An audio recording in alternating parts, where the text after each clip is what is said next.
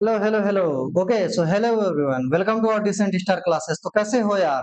एक बार comment section में जल्दी जल्दी बताओ, एक बार पूरा का पूरा कमेंट सेक्शन भर दो। क्या हाल चाल है, कैसी पढ़ाई लिखाई चल रही है और जिंदगी मौज में कट रही है कि नहीं, सबसे ज्यादा जरूरी बात है। चलिए भाई, तो एनसीईआरटी डिकोडर वर्जन 2.0 का सीरीज कैसा लग रहा है ये भी सब कमेंट में बताते जाओ, ताकि हमें एक फीडबैक मिलता जाए कि हम सही कर रहे हैं कि नहीं, और आगे आगे जो अपना सीरीज लॉन्च करेंगे उसमें हम और क्या सुधार कर सकते हैं, ये भी आप लिख सकते हैं। इसके साथ-साथ कहना यही है, क्या कहना है सर? कहना यही है कि आपको मैंने पूरा का पूरा जो एनसीईआरटी का पहला चैप्टर है sexual reproduction in flowering plant, ये पूरा मैंने एक नंबर का एकदम धमाकेदार अपने साइड से एनसीईआरटी की एक-एक लाइन यार, एक-एक लाइन से बनने वाले क्वेश्चन पूरा का पूरा एकदम फ़ील दे दिया और एकदम पूरा फ़ील के साथ आपको समझाया है। मैंने रटाया नहीं है, मैंने समझाया है। अब काम आपका यही है कि आप समझ चुके, अब समझ के आप इसको एकदम अपने दिमाग में रट लो। अपने दिमाग में क्या कर लो? रट लो। चलिए सर, तो आज तो खत्म हो गया। आज क्या? ये तो पहले ही खत्म हो चुका है अपना sexual reproduction in flowering plant. अब क्या बाकी रह गया है? Sexual reproduction in flowering plant. अब से सेक्सुअल रिप्रोडक्शन में शायद और शायद या कम से कम 3 लेक्चर आने वाले हैं। कितने लेक्चर? कम से कम 3 लेक्चर आने वाले हैं। 3 नहीं तो 2 लेक्चर तो ऑलमोस्ट आने ही वाले हैं। आज का एक लेक्चर को छोड़ करके अगला एक लेक्चर तो एट लीस्ट आने वाला है। अरे सर, ऐसा क्या है? 2 लेक्चर और चलेगा, है ना? 2 लेक्चर में और क्या चलेगा? सुनना यार, एनसीईआरटी तो पूरा का पूरा मैंने समझा दिया। एनसीईआरटी के जो भी पहले पेज से लेकर के, मतलब कि साइंटिस्ट के नेम से लेकर के मैंने लास्ट तक समझाया। अब बाकी अभी है कुछ, बाकी अभी कुछ है, तो पिछले लेक्चर में मैंने जो लास्ट तक बने रहते हैं, उनको मैंने बताया था, ठीक है ना? जो ये सब फटाफट करके नहीं देखते हैं, उनको मैंने समझाया था कि क्या अगला लेक्चर होने वाला। तो अगला लेक्चर, आज का लेक्चर जो है, इसमें हम डिस्कस करने वाले हैं अपनी एनसीईआरटी की समरी। क्या डिस्कस करने वाले हैं भाई? एनसीईआरटी की समरी। तो चलिए, इस एनसीईआरटी का समरी को भी नहीं छोड़े क्या मास्टर? एनसीईआरटी की समरी को भी हमने नहीं छोड़ा है, बिल्कुल नहीं छोड़ा। क्यों छोड़ें? क्वेश्चन तो ये है ना कि क्यों छोड़े हम एनसीईआरटी की समरी को? ऐसा एनसीईआरटी की समरी को भी क्यों हम छोड़े, है ना? चलिए साहब, एनसीईआरटी की समरी को भी जो नहीं छोड़ा वो बाकी क्या ही छोड़ेगी। खैर, आपके बोर्ड पे एक चीज लिखा था मैंने कि रटना मना है ना? एक चीज मैं आपको बताऊं, एक चीज मैं आपको बताऊं, आपको यकीन नहीं होगा। बताऊं क्या? बताऊं क्या? रहने दो यार, यकीन ही नहीं होगा। मैं एक ही दिन में पूरा लेक्चर रिकॉर्ड करता हूँ। है ना? जैसे कि एक चैप्टर का लेक्चर है ना, तो मैं कोशिश करता हूँ एक दिन में 4-5 लेक्चर रिकॉर्ड कर दूँ, फिर अगला 4-5 लेक्चर रिकॉर्ड कर दूँ। खैर, टाइम के हिसाब से मैं कोशिश करता हूँ कि एक ही दिन में पूरा का पूरा लेक्चर रिकॉर्ड कर दूँ। इसी में कपड़ा भी नहीं चेंज होता है, कुछ भी नहीं चेंज होता है। इंटरेस्टिंग बात था। चलिए साहब, आगे बढ़ते हैं। इस एनसीईआरटी के समरी को देखते हैं और इसमें देखते हैं क्या चीज़ पढ़ने वाला है, और एनसीईआरटी की समरी में ऐसा क्या है, इसके लिए एक डेडिकेटेड लेक्चर ले लिया गया। ठीक है ना? देखो यार, होता क्या है, अब थोड़ा मौज-मस्ती खत्म करते हैं और इस चीज़ को अब हम समझने की कोशिश करते हैं। देखो, एनसीईआरटी की समरी में कभी-कभी, ज़्यादा तो नहीं, पूरा का पूरा वही है, पर कुछ ऐसे हिडन चीज़ होंगी। क्या होंगी? कुछ ऐसे हिडन लाइन होगा। वो मैं तुमको डायरेक्ट भी दिखा सकता हूँ कि इसमें कौन-सा हिडन लाइन है। ठीक है ना? तो कुछ यार यहाँ पे क्या होता है, हिडन लाइन होता है ना? तो हिडन लाइन से भी कभी बार क्वेश्चन बन सकता है। इसीलिए अगर आप नीट के लिए प्रिपेयर कर रहे हो, चाहे बोर्ड के लिए प्रिपेयर कर रहे हो, तो एनसीईआरटी का साइंटिस्ट के नेम से लेकर के पूरा का पूरा देखो। बच्चे लास्ट की एक्सरसाइज भी छोड़ देते हैं, तुम लास्ट की एक्सरसाइज भी मत छोड़ना यार, ठीक है ना? जो एनसीईआरटी एक्सरसाइज इसको मत छोड़ो, ये समरी को भी मत छोड़ो, ठीक है ना? क्योंकि समरी से भी कई बार नीट में क्वेश्चन पूछा गया है, ठीक है ना? और ये चीज बोर्ड भी फॉलो कर सकता है, इसमें मतलब कहने की बात ही नहीं है। इसीलिए समरी को यार प्लीज हाथ जोड़ के विनम्र निवेदन है कि समरी को कोई भी यार निग्लेक्ट मत करो। एटलीस्ट एक बार ऊपर ऊपर से तुम जरूर समरी को देख करके जाया करो, क्योंकि समरी से क्वेश्चन बनते हैं और कई बार बन चुके हैं, है ना?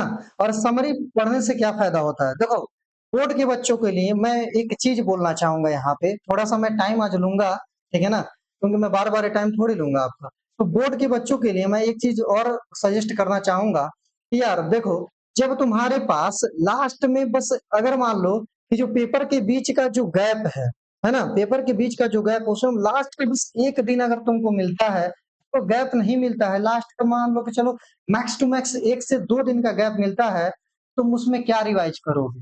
क्वेश्चन है कि नहीं है कि लास्ट के जो 2 दिन के गैप हैं उसमें तुम क्या रिवाइज करोगे, ठीक है ना? तो उस टाइम पे तो तुम पैनिक हो जाते हो, फिर यूट्यूब पे तुम भैया दीदी की स्ट्रेटजी देखते हो, बोर्ड में ऐसे फाड़ देंगे, बोर्ड में ऐसे फाड़ देंगे। अरे बैल-वैल हो क्या यार, ठीक है ना? टीचर इतना पढ़ाता रहता है, समझाता रहता है, नहीं नहीं नहीं नहीं पागल हो गए हो क्या? तुम लोग को नहीं समझ में आता है क्या? है ना? जाके बस भैया दीदी के साथ चिपके रहते हो, एकदम चटाई करते रहते हो, भैया दीदी का स्ट्रेटजी स्ट्रेटजी स्ट्रेटजी। अरे भाई वो तो कर चुके हैं ना, उनको जो करना है वो कर चुके हैं। दिन भर बस बैठ के स्ट्रेटजी बनाते जाते हैं। मतलब उन बेवकूफों को ना समझ में नहीं आता है। मैं सही बता रहा हूँ, हमको आज तक नहीं समझ में आया कि कितने जाहिल मतलब बेवकूफ टाइप के लोग हैं कि एक ही एनसीईआरटी की चीज को, एक ही चैप्टर को हर साल वही स्ट्रेटजी पे स्ट्रेटजी स्ट्रेटजी पे स्ट्रेटजी दिए जाते हैं। बेवकूफ हो क्या बे तुम लोग एक नंबर के, है कि नहीं? क्या मिसगाइड करने पे लगे हुए, 50 लोग बैठ करके दिन भर में शॉर्ट हो तो स्ट्रेटजी तुम लोग यूट्यूब पे डालते हो। अबे कुछ तो सोचो, कुछ तो सोचो, जो नीट के बच्चे हैं, है ना? भाई तुम लोग पढ़े लिखे हो यार, तो हमको तो डर वाहियात चीज ये लगता है कि जो मतलब अच्छे अच्छे कॉलेज में पहुंच करके कई सालों से बस स्ट्रेटजी ही बनाते हैं भाई, कई सालों से स्ट्रेटजी बनाते बनाते हैं। सेम उनकी स्ट्रेटजी में ऐसा कुछ नहीं है ना? तुम ध्यान से देखोगे ना तो उनकी स्ट्रेटजी में ऐसा कुछ है ही नहीं कि तुम सीखो। हाँ, शुरू के कुछ-कुछ है, जो 1-2 अच्छे हैं, जो काफ़ी अच्छे उस पे डेडिकेटेडली मेहनत करते हैं। हर साल नीट के पेपर की एनालिसिस करते हैं, टेस्ट पेपर अलग-अलग टेस्ट पेपर के जो कोचिंग्स हैं, उनका एनालिसिस करते हैं, उस पे स्ट्रेटजी बनाते हैं। कुछ तो इतने बेवकूफ वाहियात एकदम जाहिल घटिया किस्म के लोग हैं कि बस बच्चों को मिसगाइड करने पे लगे हुए हैं। वही एनसीईआरटी है, यही एनसीईआरटी है, sexual reproduction in flowering plant. इस साल भी स्ट्रेटजी देते हैं इस चैप्टर को कैसे पढ़ना है, अगले साल। अबे बेवकूफ हो गया, चैनल पे एक बार डाल दिए स्ट्रेटजी अब बदल जाएगा क्या? Sexual reproduction in flowering plant को अगले से कैसे पढ़ना है? गजब बेवकूफ हो भाई। अरे हो सकता है कि उस साल पिछली बार डायग्राम आया था, इस बार नहीं आया था। इस बार समरी से क्वेश्चन पूछ लिया तो एनसीईआरटी कहने का मतलब क्या, पूरा पढ़ना है ना तो पूरा पढ़ो। तो भाई बार-बार बता रहा हूँ, अपना इन बेवकूफों के चक्कर में टाइम वेस्ट मत करो भाई लोग, ठीक है ना? इन बेवकूफों को एकदम बॉयकॉट कर दो, हैशटैग बॉयकॉट बेवकूफ स्ट्रेटजी वाला, है ना? इस तरीके से एकदम बॉयकॉट कर दो। भाई टीचर पढ़ा रहा है, साल भर तुम्हारे पीछे एकदम घिस-घिस के लगा हुआ है, सब चीज़ क्लास में समझा रहा है, तुमको नहीं समझ में आता है? क्या करके देखते रहते हो स्ट्रेटजी पे स्ट्रेटजी, स्ट्रेटजी पे स्ट्रेटजी, भैया हैं, दीदी हैं, दीदी दिए जा रही हैं ज्ञान पे ज्ञान, ज्ञान पे ज्ञान। गजब हो भाई! अरे दीदी का निकल गया, तुम भी पढ़ोगे, तुम्हारा भी निकल जाएगा, इसमें कौन-सी बड़ी बात है? खैर ज़्यादा रोस्टिंग कर दिया क्या? कोई बात नहीं। एक डेडिकेटेड वीडियो इस पे भी बनना चाहिए, how to roast, roasting video. मैं पूरे साल इनका लेते रहूँगा, थोड़ा-थोड़ा, है ना? चलो भाई, तो समरी खैर हम थोड़ा पॉइंट से अपने भटक गए हैं, तो हम समरी की बात कर रहे थे। समरी में क्या पढ़ना होता है ना? वीडियो जो है कट के बाद थोड़ी रोस्टिंग हो गई। तो समरी में देखो समरी पढ़ने जो मैं बोल रहा था बच्चों को कि लास्ट मिनट में अगर तुम्हारे पास भाई अगर बोर्ड के बच्चे को मैं बार-बार बोल रहा हूँ कि अगर भाई तुम्हारे पास लास्ट में क्या हो कि अगर 2 दिन का टाइम हो ना, तो उस 2 दिन में तुम क्या रिवाइज़ करना, समरी सारे चैप्टर की तुम समरी पढ़ने जाओ। बोलते हो ना कि कॉन्फिडेंस नहीं आ रहा सर, तो कॉन्फिडेंस कैसे आएगा? या तो तुम शॉर्ट नोट भाई अगर तुम साल भर अगर तुम 60 नोट बनाए हो ना, तो शॉर्ट नोट को रिवाइज़ कर लो। अगर तुम नहीं बना पाए हो ना, तो एक बार तुम ओवरव्यू लेना चाहते हो तो समरी पढ़ते जाओ। सारे चैप्टर की समरी पढ़ लो, कितना घंटा लगेगा? 16 चैप्टर है, अगर आधे-आधे घंटे लगेंगे समरी पढ़ने में, तो आराम से 8-9 घंटे, 10 घंटे में तुम्हारा हो जाएगा, ठीक है ना? और अच्छा खासा कॉन्फिडेंस भी बिल्ड हो जाएगा तुम्हारा, ठीक है ना? और दूसरा तरीका ये है कि जी एक एक चैप्टर के बाहर जो इंडेक्स दिया गया था ना, मैं बोला था ना इसका भी यूज़ है। जो चैप्टर के बाहर इंडेक्स दिया गया था ना, कि इस चैप्टर के अंदर मेजर सेंसरी प्रोडक्शन के अंदर pre fertilization, post fertilization, fertilization, embryo का फॉर्मेशन, सीड का फॉर्मेशन, ठीक है ना? एंडोस्पर्म ये सारे टॉपिक तो तुमको वहाँ पे इंडेक्स में कुछ-कुछ लिखा हुआ है, ठीक है ना? तो तुम एक बार सीधे क्या कर सकते हो, उस इंडेक्स को देखो, उस टॉपिक को देखो, उस टॉपिक के बारे में देख करके सोचने की कोशिश करो कि क्या-क्या, क्या-क्या उस एनसीईआरटी में मोर और लेस लिखा था। फिर तुमको एक आइडिया लग जाएगा और तुम्हारा कॉन्फिडेंस भी बूस्ट हो जाएगा। तो ये तरीका है कि बोर्ड में कॉन्फिडेंस मतलब बोर्ड के एग्जामिनेशन से पहले कॉन्फिडेंस को कैसे बूस्ट करना है। अरे समझ में आया क्या? तो वो सब यहीं से तुमको समझ में आएगा। अगर तुम पहले से नहीं प्रैक्टिस किए हो तो चीजें नहीं काम करती हैं यार एग्जैक्टली। चलिए साहब, लगभग 9-10 मिनट के रोस्टिंग के बाद अब हम अपना लेक्चर शुरू कर देते हैं समरी का। तो समरी में देखो क्या लिखा है। समरी में देखो पहला चीज वही जो बार-बार हम बोलते आए हैं कि फ्लावर क्या होता है, साइट होता है सेक्सुअल रिप्रोडक्शन का एंजियोस्पर्म के केस में। बिल्कुल इसमें कोई नई बात नहीं है, तो नई बात नहीं है तो मैं कहाँ कह रहा हूँ। आगे पढ़ लेते हैं, अगला देखो क्या लिखा है, in flower androecium consisting of stamen, बिल्कुल सही बात है कि फ्लावर में जो अपना एंड्रोसियम है, ये कंसिस्ट करता है किसको, स्टामेन को, ये भी सही बात है। सब सब सही बात ही लिखा तो रहेगा एनसीईआरटी में, हाँ यार सही बात ही तो लिखा रहेगा, और क्या मैं कब बोल रहा हूँ झूठ बात को लिखा है। चलो आगे बोलते हैं, the male reproductive organ and the जो एंड्रोसियम होता है मेल रिप्रोडक्टिव ऑर्गन होता है भाई, जो गाइनोसियम कंसिस्ट ऑफ पिस्टिल, और ये जो होता है फीमेल रिप्रोडक्टिव ऑर्गन होता है। आगे बढ़ते हैं, एंथर में जो टिपिकल एंथर होता है बाइलोड होता है, डायथिकस होता है, टेट्रास्पोरेंजिएट होता है, तो मैंने तुमको वहीं पे बता दिया था। पोलन ग्रेन डेवलप कहाँ पे होता है, तो माइक्रोस्पोरेंजिया के अंदर में होता है। 4 वॉल लेयर होते हैं इस माइक्रोस्पोरेंजिया के, the epidermis, endothecium, middle layer और टैपिटम सराउंड द इस माइक्रोस्पोरेंजियम, ठीक है ना। इसके बाद देखो the cells of sporogenous tissue से लाई लाई कहाँ करते थे, सेंटर, सेंटर किसके, तो माइक्रोस्पोरेंजियम के पॉलन सैक के अंदर में स्पोरोजिनस टिश्यू पाया करता था। अंडर को मियोसिस हो जाता है जिसको माइक्रोस्पोरोजेनेसिस बोलते हैं। इसके अंदर में कौन सी डिवीजन चलती है, तो सारे डिवीजन को भी क्या करना भैया ना, एक पेपर पे तुम लिख लो, इस चैप्टर से क्या फंसा सकता है नीट के अंदर में, डिवीजन। तो तुम सारे जो भी कहाँ पे माइटोसिस है जहां पे मियोसिस है समझ तो चुके हुए हो, पर एक पेपर पे सारा लिख लो कि किसके अंदर में मियोसिस चल रहा है, किसके अंदर में माइटोसिस चल रहा है, और फटाफट रट लो। To form the tetrad of microspore, बिल्कुल सही बात है। यहाँ पे देखो individual microspore mature into the pollen grain, बिल्कुल सही बात है, पोलन ग्रेन में मेच्योर हो जाते हैं। पोलन ग्रेन किसको, मेल गैमेटोफाइट को रिप्रेजेंट करता है, एम्ब्रायोसेक फीमेल गैमेटोफाइट को आगे लिखा हुआ है। पोलन ग्रेन के पास 2 लेयर होते हैं, एक्साइन और एंटाइन, बाहर वाला एक्साइन और अंदर वाला एंटाइन। एक्साइन वाला किससे बंधा भैया, तो स्पोरोपोलिनिन से, और एक्साइन वाले के ही पास होता है जर्मपोर, और जहां जहां जर्मपोर होता है वहां पे स्पोरोपोलिन एब्सेंट होता है, ठीक है ना। पोलन ग्रेन जो होता है ज्यादातर 2 सेल्ड स्टेज पे होते हैं, 60% 2 सेल्ड स्टेज पे, और बाकी जो 40% बचते हैं वो तुम्हारे 40 सेल्ड स्टेज पे सेट कर जाते हैं, 3 सेल्ड स्टेज पे बिगड़ जाते हैं। यहाँ पे क्या होता है, वेजिटेटिव सेल होता है और 2 मेल गैमेट होते हैं, यहाँ पे एक वेजिटेटिव और एक जनरेटिव, 2 सेल्ड में एक वेजिटेटिव एक जनरेटिव 2 हो गए, और 3 सेल्ड में एक वेजिटेटिव और 2 male gamete, direct direct direct at the time of the setting. अच्छा आगे, आगे क्या है, द पिस्टिल, जो अपना पिस्टिल है इसके 3 पार्ट हैं, stigma, style, ovary. Stigma landing platform है, और जो स्टाइल है पोलन ट्यूब के को रास्ता देता है, ठीक है ना। और ओवरी, ओवरी के ही अंदर में ओव्यूल, और ओव्यूल के अंदर में बन जाता है अपना एम्ब्रायो सैक, ठीक है ना। अब देखो क्या है, ovule present in the ovary, सही बात है, ओव्यूल के पास स्टाक होता है, तो ओव्यूल है जो स्टाक जिसको हम बोलते हैं फ्यूनिकल, और इसका जो प्रोटेक्टिव कोट होता है इसको क्या बोलते हैं, इंटुगमेंट बोलते हैं। और इंटुगमेंट का इस जो प्रोटेक्टिव कोट है इंटुगमेंट, इसके जो ओपनिंग होती है इसको माइक्रोपाइल बोलते हैं, ठीक है ना। जो सेंट्रल टिश्यू है इसको न्यूसेलस बोलते हैं, जिसमें इन विच द आर्कीस्पोरियम डिफरेंशिएट, ठीक है ना। आर्कीस्पोरियम क्या होता है, डिफरेंशिएट, ये चीज देखो नया है ना, आर्कीस्पोरियम न्यूसेलस, जिसके अंदर में आर्कीस्पोरियम क्या होता है, डिफरेंशिएट कर जाता है। The cells of the archesporium, the megaspore mother cell divide meiotically and one of the megaspore from the embryo sac. Archesporium क्या है, वही फीमेल वाला पार्ट, ठीक है ना। Cells of the archesporium megaspore divide, megaspore जो मदर है, देखो भाई ये मेगास्पोर जो मदर सेल्स होती है ये कैसे डिवाइड करती है, म्योटिकली, और मेगास्पूम बन जाता है यहाँ पे एम्ब्रायो सेक का, द फीमेल गैमेटोफाइट, एम्ब्रायो सेक को फीमेल गैमेटोफाइट बोलते हैं, पहले ही मैंने बता दिया था। यहाँ पे क्या होता है, 7 सेलेड स्टेज, एम्ब्रायो सेक के अंदर में 7 सेलेड स्टेज, 8 न्यूक्लिएटेड स्टेज, इसमें कोई कहने की बात नहीं है, कोई शक वाली बात नहीं है। और क्या है आगे, आगे क्या है कि माइक्रोपाइलर एंड पे क्या है भैया, आगे अपने माइक्रोपाइलर एंड पे एक apparatus होता है और 2 सिनर्जिड सेल होते हैं, बिल्कुल सही बात है। एक apparatus किसको बोलते हैं, एक apparatus किसको बोलते हैं, तो सिनर्जिड सेल, 2 सिनर्जिड सेल और एक एक सेल मिल करके एक apparatus बना देता है, ये भी एक नई बात मिल गई। टेलाजल एंड पे क्या होता है, 3 एंटीपोडल सेल होते हैं, सेंटर जो लार्ज सेल होता है उसके अंदर में 2 पोलर न्यूक्लियाई होता है, ठीक है ना, सेंट्रल सेल के अंदर में 2 पोलर न्यूक्लियाई हो जाता है। आगे क्या है कि pollination is the mechanism of transfer of pollen grain from the, ये तो बता दिया था मैंने तुमको पहले से ही कि पॉलिनेशन क्या है, pollination is the mechanism to transfer of anther. थोड़ा सा मैं इसकी साइज बढ़ा कर लेता हूँ क्योंकि हमें थोड़ा छोटा दिख रहा है।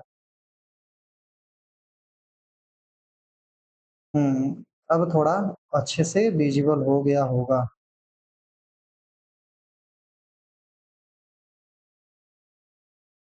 अरे विजिबल हो गया क्या अच्छे से भैया, एकदम क्लियर, चलिए।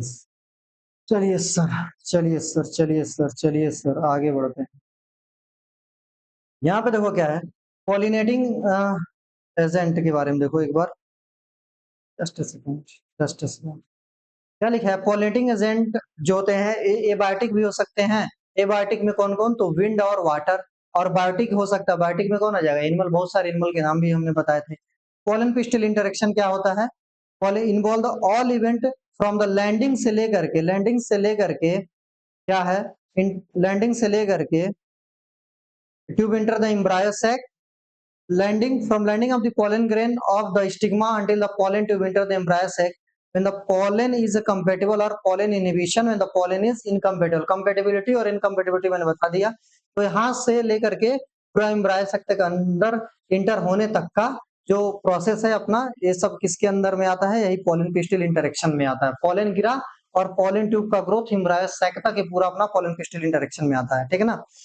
फॉलोइंग कंपेटेबल पोलन ग्रेन, अगर कंपेटेबल होगा तो पोलन ग्रेन जर्मिनेट होगा, इनकम्पेटेबल होगा तो कहां से जर्मिनेट होगा?